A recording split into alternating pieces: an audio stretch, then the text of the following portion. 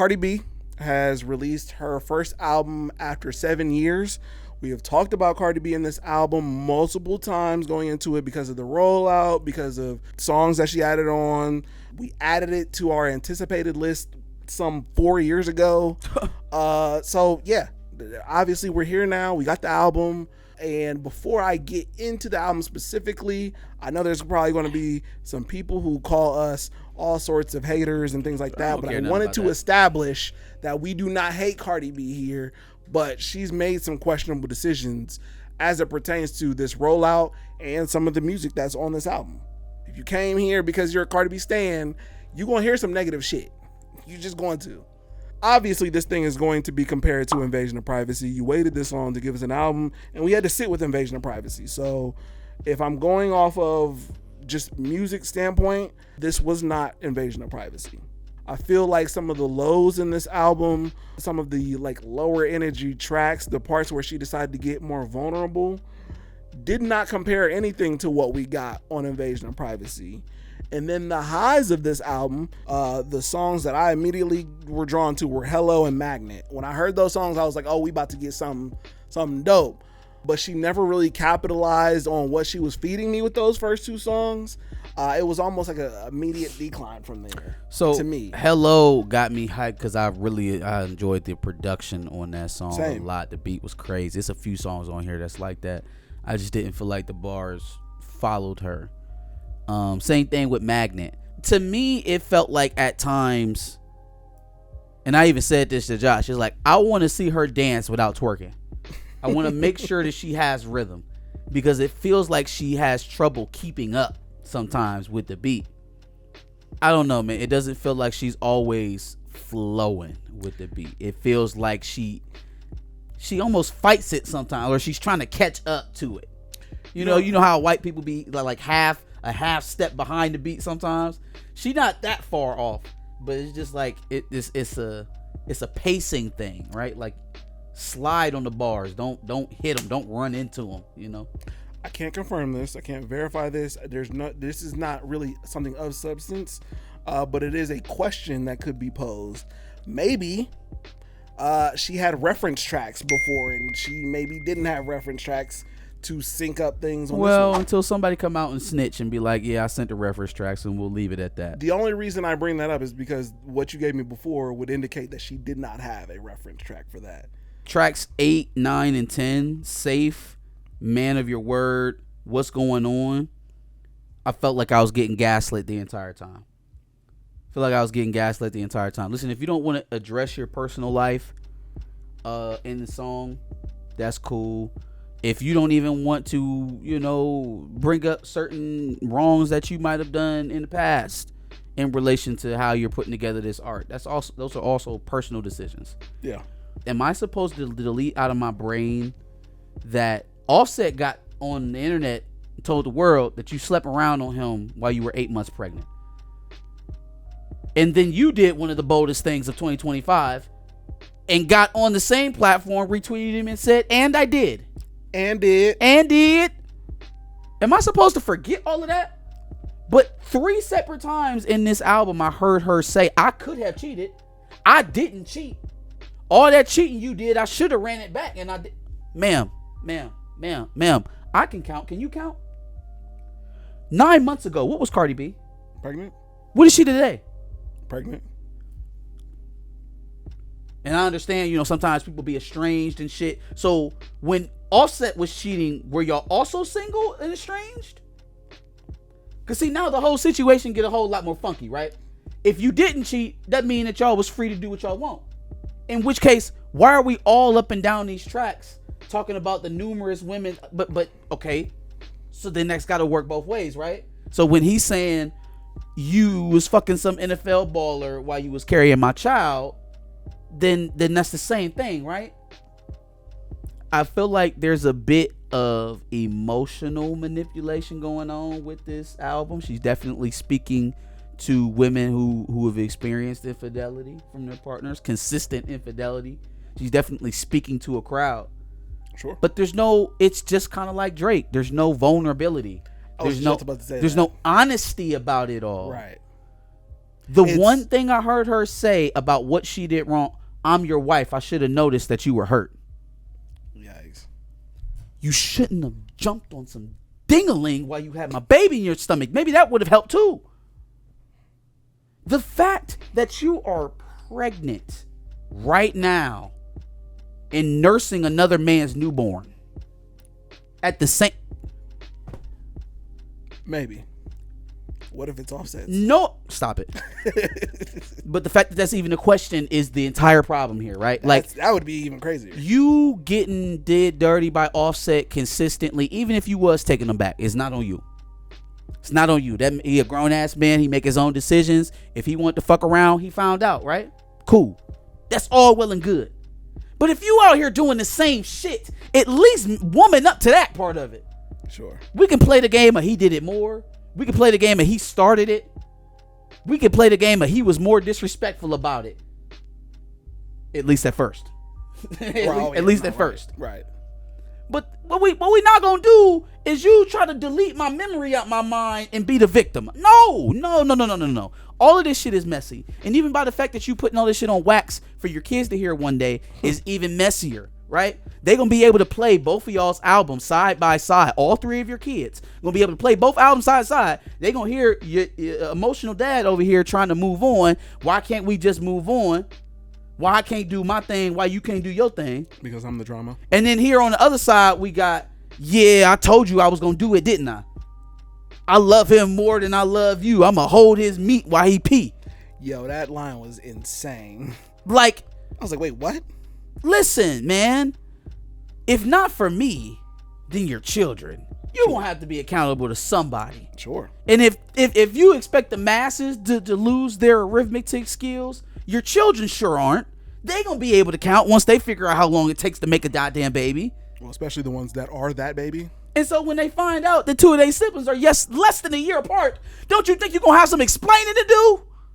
I just feel like I was getting gaslit with a lot of the content. That is what I had a problem with in this album. It wasn't the production. I thought the size of the album was pretty perfect. It wasn't a bear to get through. Like, it was 23 tracks, but most of them were like 2.5 songs. They were like 2.5 minutes. But it was 70 minutes, but it's been 7 years. So, yeah. But you know what? At some level, and I do agree with MoFly that this is trauma bonding pandering. I think some of that shit, unfortunately, does sell, especially to the right demographic. We've seen constant albums being about that. So this is her Lemonade. Somewhat. But see, Lemonade came from a real... I don't think that Beyonce went out and cheated on Jay-Z. I don't think she got her get back. No. She had the moral high ground. So when she out here crying to all these women, they like, well, damn, how could you ever do that to Beyonce? But we watched you get your get back in the most visceral form. It's two different things completely. No, but I'm saying we watched you go ahead and get your dubs back. And you did it with a cold heart. Sure. Okay? So the level of sympathy is not there. They watched Beyonce get cheated on and never knew about it, and then watched her sister fight the man, and then she finally came out and revealed it all. Right. Y'all been going back and forth. This is a toxic relationship, not a. I'm just not about to give up the battered woman effect to Cardi B. I can't go there. I can't get to that point. Well, I guess my point is it's something special when we get vulnerability and honesty from a person who we don't get anything public from. Like, if you've ever been in a relationship with somebody, you know it is never just one way. Right. It can't be. You're not in a relationship with yourself. It takes two to tango. And so in this situation where you're high profile and now y'all getting seen publicly with other people, you can't just write a story that didn't happen, fam. Internet investigators will put this shit together better than you trying to sell it. Well, actually, even in fact, because she's not public about it, there were questions we had about the elevator situation, right? And so opening our eyes to some of those things through her music, again, something a little bit more special as opposed to Cardi B being very public with all of this shit, and then trying to paint this as, oh, well, y'all know I'm a mess. Like, there's nothing really special to that effect. because yes, we see it. First of all, it's on our timelines all the fucking time. But then when you rap about it and we already know certain details about it, it's like, well, what the fuck is this? Because I know that to not be true. I know this may be true, but you're now painting it in a different context. So then that becomes a lot less special in the case that Lemonade was special. And so that's just the one side of the equation. That's the X side of the equation. The new side of the equation is the new man, which, oh my God, you talk about setting yourself up to be embarrassed again. You know it's happening. Listen, man. Again, I get it. Stefan is the new flavor of the week, and even if it ain't forever, you want to make it seem like that is now because I'm carrying another baby. Like we trying to stay on the right path here, right? What I don't understand is putting this guy on a pedestal. He can't be her bisexual Prince Charming. Stop it. I'm safe now. He treat me so much better than you did. I want my kids, meaning I intend on getting pregnant by you again, having a 5th, 6th child, look like you. Okay. Again, what did we know about Stefan Diggs going into this? You know, there's a bunch of things going out there, a bunch of rumors, and, you know, I'll only say the things that I can confirm. I know that the Minnesota Vikings got interviewed in a team satire interview, and every single one of his teammates named Stefan Diggs as the number one person that they would not allow their sister to date. Yep. You know, it's crazy when certain stories be floating around about celebrities. Like, it was this one celebrity, right? He had this like the stylist, like this fashion guru, come over and try to help set up his wardrobe or whatever, and then like he ended up coming on to the dude. Stefan. No. This is another. I'm sorry, completely different. This is another celebrity. Facts. Because I don't have any. You know, I'm just saying this is like a story that was going around. But anyways, right. Can I get back to the story? No, go ahead. So the stylist was putting together his wardrobe, whatever, and then the celebrity ended up coming on to the stylist. Now the stylist was taken back because he didn't realize that, you know, the celebrity swung that way, and obviously he didn't swing that way. So he's like, hold on, leave my poop shoot alone. I don't do that, right? And so he tries to flee out of the apartment. Well, this apparently gets the other celebrity so upset, so mad, that he sends his goons after him. Yes. Go beat him up. Yep. Apparently, and then there's footage of it. In the elevator. Whooped his ass, right? For trying to protect his manhood. Just trying to get away. I'm just trying to put your wardrobe together, sir. I didn't want to be entered. Sure. Anyways, so little does that celebrity know, the stylist actually knows Drake. And he tries to enlist Drake and tell him about what happened to him and the sexual assault that he almost accrued. And then, you know, the subsequent ass whooping that he got because he didn't want to take the sexual assault. Sure. And then, you know, Drake told him he wasn't no snitch. Yep. I've heard that story too. But yeah, crazy shit be happening like that all the time with celebrities. But shout out to Stefan Diggs and Cardi B though. Yeah, I for one wouldn't also consider said person that you were talking about, the hypothetical person, to be a Prince Charming, or wouldn't allude to that person saving me on my album. I just don't even understand what we're going for. You didn't leave Offset and go start dating Michael B. Jordan. You went and found a demon of the sexual order. For all intents and purposes, Cardi B is trying to sell us a Tyler Perry movie on wax. Only she only in this Tyler Perry movie, she didn't find her no safe light skin Shamar Moore. Sure. She went out and found what's Wood Harris' brother's name? Steve Harris. She went out and found Steve Harris second. like she was already dating Blair Underwood. Okay. And then she went out and found Steve Harris. No, we got it. I was about to say, I don't know that Offset is. No, she was dating Blair Underwood, left Blair Underwood and said, I'll never mess with you again, Blair. You see this over here? It's the best man you ever gonna see. He 1,000 times better than you. And it's Steve Harris.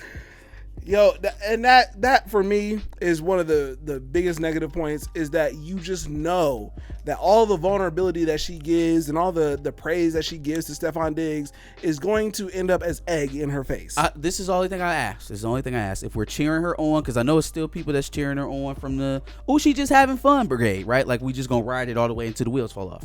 So if it's cool now, I'm just gonna ask one thing of everybody. Do not, in the next 6 months, turn on Stefan Diggs when he leave that girl. Just don't. Sure. Okay? Don't be mad at him. Don't say nothing, because it's a fairy tale meeting of genitals that resulted in a beautiful child being born, and that's the way it's gonna stay, even if they don't get together, even if they don't stay together, even if he end up with some other chick. Okay? Because y'all accepted that man and all of his nature and everything that he is allegedly has done. In the past. Y'all taking it full-fledged, and we taking the whole market rebrand for him behind this Cardi B rollout, and we taking it at face value. So leave the man alone when he fuck off with somebody else, okay? Leave him alone. Not for nothing, what rebrand? Like, besides the words that have come out of Cardi's mouth? Well, he hasn't said much. I think he got asked about it and said, yeah, I heard about it, or some shit like that. What would lead me to believe that Stefon Diggs has changed other than the words that have come out of Cardi B's mouth? That's the thing, Josh. They're not even presenting it as if he became a different person or that he's a changed individual. Right. They're expecting the rest of the world not to know who Stefon Diggs is and what he's known for. They're taking it on face value that he's not a household name enough for you to already know that he's a man whore. And he likes man whores. Allegedly. It has to be a rebrand, because we have to massage the fact that I was just out here talking about my baby, and now I'm back out here talking about my new baby, only this baby daddy ain't the same as the last baby daddy. Sure. And I'm getting ready to go on an international tour. And some people find that type of thing distasteful. All right, to, I guess, briefly go back to the music so that we can cap that whole L off. I thought it was okay music-wise. It wasn't anything better than Invasion of Privacy. And for the fact that we had to wait 7 years for this album, it's probably not something that I'll go back to very often. There's a few songs on here that might get some spin. Sure. She had a Mean Girls bar on Pretty and Petty going that Bia. That was pretty dope. She did body Bia. Well, it's Bia. It's Bia, right? It's Bia. Airtime was dope. The Lizzo feature in What's Going On, that was okay, but it was another one of them gaslighty songs. I liked Lizzo's part of What's Going On. I like the Selena Gomez and the Kalani features. I thought they did pretty well. I Don't Care for Tyler. And then WAP, I've already heard a million times. Yeah, WAP. It made me enjoy Up even more as well. WWE has killed Outside for me. I never want to hear that song again. It made me enjoy Outside a little bit more, but in the sense that, like, that was one of the higher moments of the album. Oh, last critique. Don't you ever in your life put featuring Janet Jackson on a song and not have Janet Jackson on there. She did, bro. It's a sample. No, I ain't got time for that. Don't you ever in your goddamn life. That's so funny. I'm like, let me go back and make sure I hear that one. Not a stitch of Janet. That's so funny. I was like, hey, man, I don't remember a feature on here. And then you played it again. I was like, oh, that's why, because it was just a sample. It was just the fucking sample. Yeah. Okay. All right. Last thing. Give it a rating out of 10. 6.2. Okay, that's fair. I was thinking 7.3, but I'm also going to knock half a point off because you made me wait 7 years for it. So 6.8. Now that's probably the outside of all of the Offset is a derelict lover bars, right? This album could have been released 5 years ago. This is 5 years ago sound. Facts. This is 5 years ago 1,000%. Sound. This is not revolutionary. We not matching the young girls. Glorilla had a much more culturally relevant album than this. Yep. And not for nothing, had you skipped some of those bullshit singles you dropped and released the Kalani feature, for example, earlier, you would have already been able to release this a long ass time ago. Probably should have put this shit out about like 4 or 5 years ago. Man.